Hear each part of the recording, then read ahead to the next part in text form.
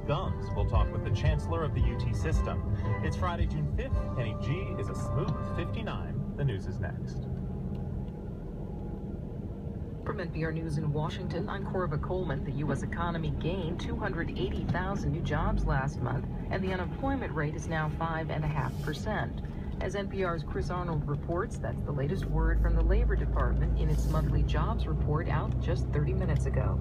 The job gains were stronger than expected. Also, the prior 2 months were revised to show a net gain of another 32,000 jobs. So all that makes for pretty robust employment growth for the U.S. economy. And it's a sign that a slowdown in economic growth during the winter months was largely due to bad weather. Still, throughout this recovery, wages have been disappointing and stagnant, barely staying ahead of inflation. So in the months to come, that's a place that economists and many Americans will be hoping to see more improvement. Chris Arnold, NPR News. The Obama administration says data of at least 4 million current and former federal government employees has been compromised. Hackers got into data stored by the Office of Personnel Management and the Interior Department. Media reports say the cyber thieves are believed to be based in China, although it's unclear whether the Chinese government had any role in the data intrusion. Chinese officials have dismissed the allegations. Former CIA officer Larry Johnson explained to the BBC how criminals use the stolen data. That kind of personal information can be used in a variety of ways. You can take that identifying information, you can use it to create the illusion of having legitimate people and then issue debit cards in their names. You can load those debit cards with proceeds from criminal activities, and it becomes an excellent money laundering tool. Larry Johnson speaking to the BBC. Florida's House is scheduled to vote today on how to provide health care for as many as 800,000 residents who currently aren't covered under the Affordable Care Act. NPR's Greg Allen reports Republican officials in Florida are divided over whether to expand Medicaid. Florida is one of the states that have refused to sign on to Medicaid expansion. Republican leaders in Florida's Senate crafted a plan they insist isn't Medicaid expansion, but a free market alternative, one that would include work requirements for recipients. But although it passed the Senate, House Speaker Steve Crisafulli thinks his chamber will reject it. It's Medicaid expansion regardless of what others say, but again, other people have different ideas about what their challenges are with that bill, but certainly it is Medicaid expansion. For Florida, rejecting Medicaid comes with a price. Because of declining federal support, the state may have to use several $100 million of its budget surplus to help hospitals pay for uncompensated care. Greg Allen, NPR News, Miami. Authorities in China say they've now recovered 103 bodies from an overturned cruise ship in the Yangtze River. They've also uprighted the vessel. More than 300 people, however, remain missing. The ship capsized Monday night in a catastrophic storm. You're listening to NPR News from Washington. Support for NPR comes from NPR stations. Other contributors include Ozzy, a digital magazine that focuses on the new and the next, like the story on a man dedicated to coaching kids basketball. Who else listens to him? LeBron James, that's who. More at Ozzy.com. That's OZY.com. Good morning from KJZZ News in Phoenix. I'm Mark Brody in for Dennis Lambert. Thunder and lightning continue across the valley this morning. The storms here in the valley are expected to move through by this afternoon, but expect spotty showers throughout the day.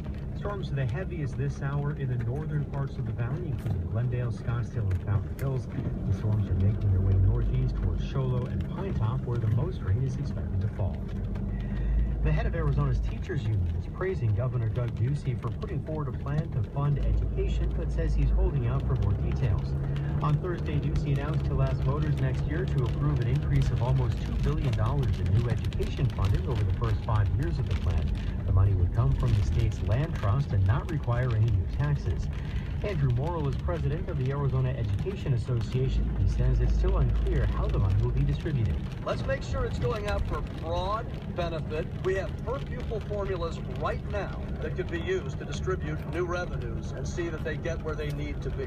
We're hoping for clarity. The governor says the measure would be written so the new dollars would only go to education. 2 executives with the Arizona Department of Health Services who were put on administrative leave last month are no longer employed by the state. It was unclear Thursday if Arizona State Hospital CEO Donna Noriega and former DHS Director Tori Nelson were fired or resigned their jobs. DHS officials announced May 15th Noriega and Nelson had been placed on leave. That followed allegations that severely mentally ill patients at the hospital were sexually abused, that there was no internal investigation or reporting to outside authorities, and the state withheld public records and only released documents after a court order. Nelson was replaced as DHS director last month when Governor Doug Ducey named Dr. Kara Christ to run the agency. Nelson had become DHS director when Will Humble resigned earlier this year. Christ has launched an independent investigation into the hospital. According to a new poll, a majority of Americans support allowing undocumented immigrants to stay in the U.S. and be granted legal status. KJZZ Steve Goldstein has more. The survey conducted by the Pew Research Center found that 72% of Americans support legal status for undocumented immigrants. The poll found that 56% of Republicans agree that such immigrants should be able to stay as long as they meet certain criteria, as did 8 in 10 Democrats and 3/4 of independents. Asked to specify which they support, 42% of Americans said that undocumented immigrants currently in the U.S. should be allowed to apply for citizenship, while 26% said they should be able to apply for permanent residency, not citizenship. Steve Goldstein, KJZZ News. In sports, the Diamondbacks lost to the New York Mets last night in Phoenix 6-2. The series continues this evening from Chase Field. Look for cloudy skies, showers, thunderstorms, lightning throughout the morning. We've seen some already here in Tempe with a high today of 95 degrees. Chance of rain continues into tonight with overnight lows in the low to mid 70s. Cloudy, some light rain in Phoenix, 75 degrees at KJZZ at 6:08. This is Morning Edition from NPR News. I'm Ari Shapiro. And I'm Renee Montaigne. The federal government is the latest target of a massive computer hack. A data breach of the computer system at the Office of Personnel Management, or OPM, may have exposed the personal data of some 4 million current and former federal employees. Officials are pointing the finger at China, but the incident is raising questions about the response of the U.S. government. Here's NPR's Brian Naylor. OPM says it discovered the breach back in April and that what it calls personally identifiable information of current and former employees was hacked. OPM says it's since taken steps to tighten security in its computer systems. Jackie Simon is policy director for the American Federation of Government Employees, the largest federal workers union. She says the government knows a lot about its workers, information that has potentially been exposed. It includes their military records, their veteran status, their pay, their position, their educational records, obviously name, address, date of birth, marital status, information on their dependents, their health insurance, their retirement, their life insurance. You know, it goes on and on. The government says it will offer those affected by the breach free credit report access and credit monitoring and identity theft insurance for 18 months. But Simon says that's not long enough. What if something happens 24 months from now? You know, the government has some liability for this loss, and we're going to try to make sure that it meets all of its obligations. This is the second time in less than a year that OPM's computers were hacked. The last time was a much smaller breach, and officials blamed China. And that's who authorities believe was responsible for this hack. Maine Republican Senator Susan Collins, a member of the Senate Intelligence Committee, confirmed Beijing's apparent involvement to reporters. While the hack hit OPM's computers, it's worth noting that the agency serves as the HR department for most of the federal government, so workers across the government are affected.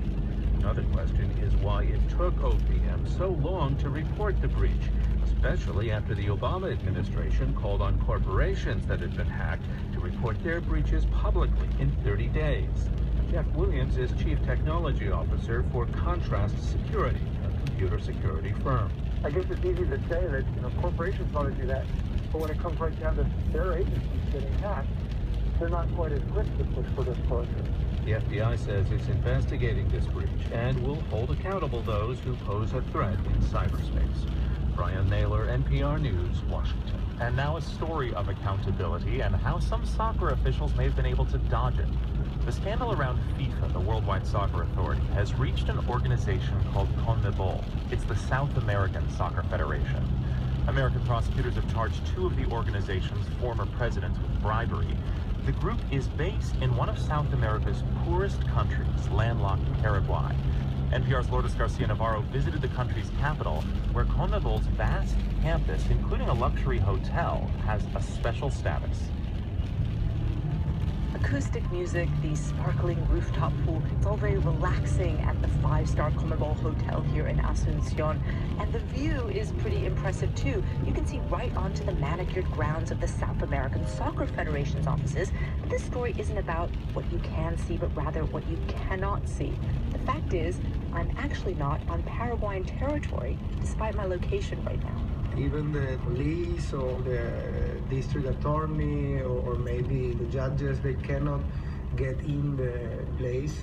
They are not allowed to enter. That's Hugo Rubin, a Paraguayan congressman. What he's referring to is the fact that in 1997, when CONMEBOL decided to move to Paraguay, they were granted something no other private enterprise has anywhere else in the world: immunity, like an embassy gets. Representatives of the CONMEBOL, between them, they used to joke that they could have a stolen car inside the place and the police couldn't get access. Basically, when you go onto CONMEBOL's grounds, be it the hotel, be it the museum, be it the offices themselves, you are no longer subject to Paraguayan law at all. That's right. That's what Paraguay gave them. This only came to light after the recent indictment. Rubin says he's been trying to find out how this happened, but it's not really clear if CONMEBOL asked for the immunity as a condition of moving to Paraguay or Paraguay offered. Either way, what it means is that while people in other countries joke that soccer officials act as if they're above the law, in Paraguay, they actually are.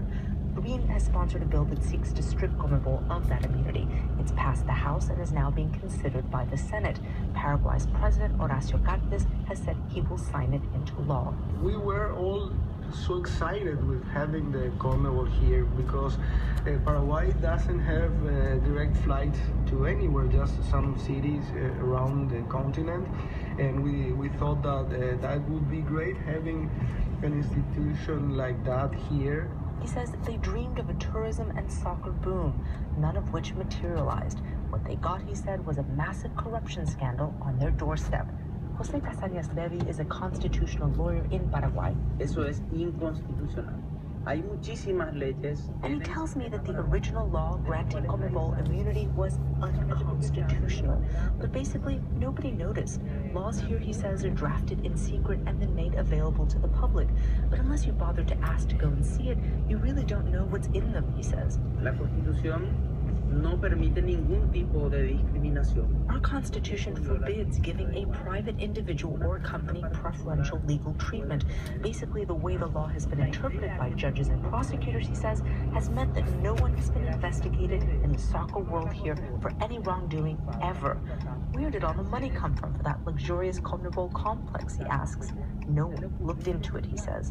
Immunity, he says, became impunity. Despite repeated requests, CONMEBOL officials refused to be interviewed by NPR. But I did get to go into the slick CONMEBOL Museum, which is open by appointment only.